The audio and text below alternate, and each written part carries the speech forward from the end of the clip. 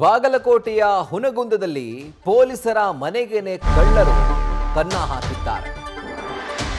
ಮೂವರು ಪೊಲೀಸ್ ಸಿಬ್ಬಂದಿಗಳ ಮನೆಗಳಿಗೆ ಕಳ್ಳರು ಲಗ್ಗೆ ಇಟ್ಟು ಅಲ್ಲಿ ತಮ್ಮ ಕೈಚಳಕ ತೋರಿದ್ದಾರೆ.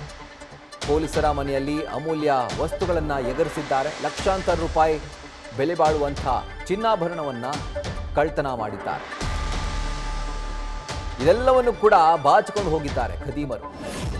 ಮಂಕಿ ಕ್ಯಾಪ್ ಹಾಕೊಂಡು, ಕೈಯಲ್ಲಿ ಕೋಲ್ ಹಿಡ್ಕೊಂಡು, ಬ್ಯಾಟ್ರಿ ಹಿಡ್ಕೊಂಡು ಅವರು ಲಗ್ಗೆ ಇಟ್ಟಿದ್ರು. ನಿನ್ನೆ ರಾತ್ರಿ 9ಕ್ಕೂ ಹೆಚ್ಚು ಮನೆಗಳಿಗೆ 4 ಕಳ್ಳರು ಕನ್ನ ಹಾಕಿದ್ದಾರೆ. ಹಾಗೂ ಅವರೆಲ್ಲ ಆಕ್ಟಿವಿಟೀಸ್, ಚಲನವಲನ ಸ್ಥಳೀಯ CCTV ಕ್ಯಾಮೆರಾದಲ್ಲಿ ಸೆರೆಯಾಗಿದೆ.